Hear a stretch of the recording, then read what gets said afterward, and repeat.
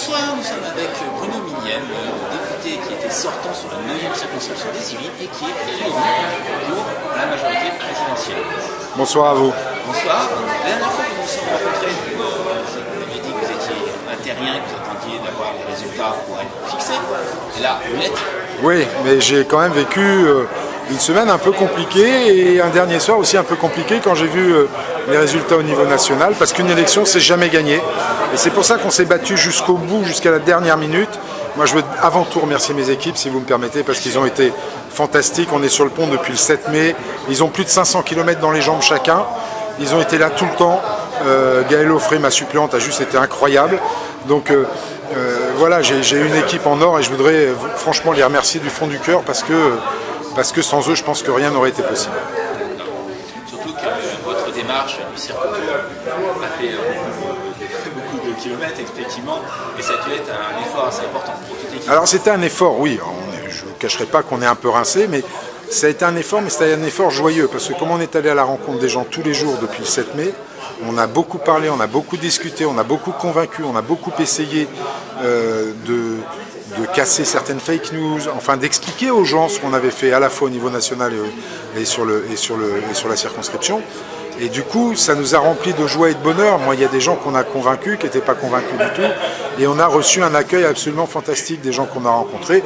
On s'est pris quelques engueulades de temps en temps. Mais ça a été une campagne fatigante, mais très heureuse. Alors le résultat, 57,84% contre Laurent Morin du Rassemblement national. Que pensez-vous de votre résultat ? Je suis satisfait parce que je progresse par rapport au résultat de 2017, où pourtant on était porté par la vague, pour le coup. Là, il y avait vraiment la vague. Là, j'avais un bilan derrière moi que les gens pouvaient juger bon ou pas bon, donc c'était plus compliqué. Et puis, il y a quand même, depuis que je suis élu dans les Yvelines, c'est-à-dire depuis 2014, cette petite musique, Rassemblement national, qui progresse tout le temps, scrutin après scrutin. Et moi, j'arrive pas à me résoudre à voir cette circonscription basculer au Rassemblement national. Donc je suis très content du résultat. Je veux quand même remercier Laurent Morin parce qu'il a fait une campagne éthiquement exemplaire. C'est agréable de se battre contre des concurrents comme ça qui respectent l'adversaire, même si on n'est pas d'accord. Et puis voilà, je vais le remercier pour ça. Alors, le taux de participation était faible. Oui, mais comme partout en France. Qu'est-ce que vous pensez de ça ? Quel est votre avis ? C'est toujours le même problème, vous savez très bien, on n'arrête pas de parler d'abstention, il faut qu'on trouve un moyen pour réintéresser les citoyens à la chose publique et à la politique. Il faut essayer tout. Il y a effectivement l'histoire de la proportionnelle, il y a ce qu'on peut faire au niveau des institutions, il y a ce qu'on peut faire aussi au niveau de la modernisation du vote. Moi, je ne serais pas contre le vote électronique, par exemple, je serais même assez favorable. Et puis, il y a le travail sur le terrain aussi. Le think tank que j'ai monté avant la campagne des présidentielles, à l'issue des régionales, je vais le reprendre pour permettre effectivement aux gens de se reconnecter avec ce qui se passe sur les territoires. Je vous prends un exemple simple. Quand on avait fait la soirée agriculture et transition écologique, il y avait évidemment des agriculteurs, mais il y avait aussi des associations environnementales. On n'est pas sûr que tout se passe bien à la base là-dessus. Et au final, moi je suis là comme monsieur loyal, je n'interviens que sur les questions légistiques. J'ai un grand témoin, et il se trouve que mon grand témoin, qui est aussi un de mes soutiens, Marc Barrier, a été à la fois agriculteur en conventionnel et en bio. Donc il a pu expliquer aux gens les avantages et les inconvénients des deux choses. Et donc ça a permis de lever certaines croyances, on va dire, des uns par rapport aux autres. Et ils ont continué à discuter tard dans la soirée. Moi j'étais déjà parti une fois que la réunion était terminée. Ça, ce genre de choses, je pense que ça peut permettre effectivement à nos concitoyens aussi de se réattacher, réancrer sur la chose publique et d'appréhender mieux les choses.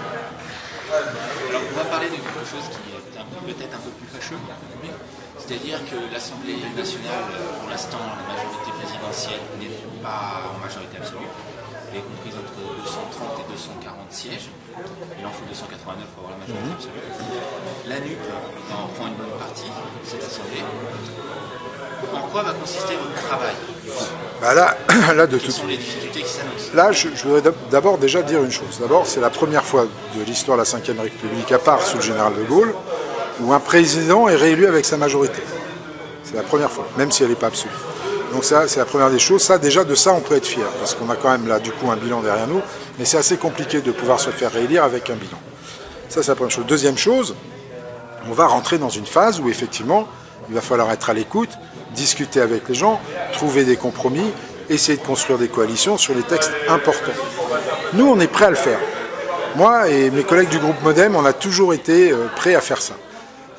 Maintenant, les extrêmes qui sont arrivés à l'Assemblée nationale, aussi bien la LFI que le RN, je mettrai les socialistes, les communistes et les écologistes à part, ils ne peuvent pas se permettre ce coup-ci de faire ce qu'ils ont fait pendant 5 ans. C'est-à-dire passer leur temps à hurler, à voter contre tout. Là, je pense qu'ils seront aussi, eux, sous l'œil des médias, comme on l'a été, de voir leur degré de responsabilité à voter ou pas des textes qui sont équilibrés.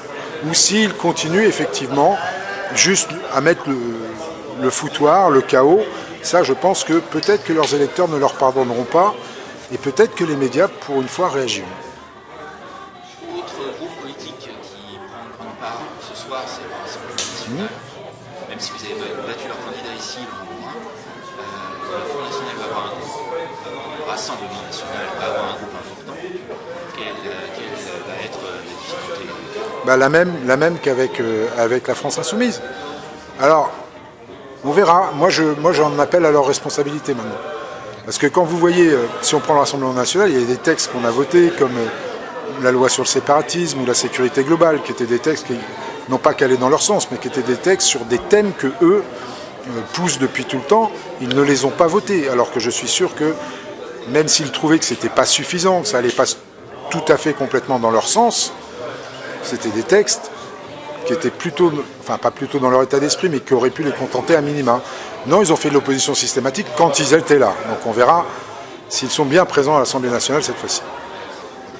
Merci beaucoup pour ce moment. Merci à vous. Les premières interviews, parce que ce soir vous êtes énormément sollicité.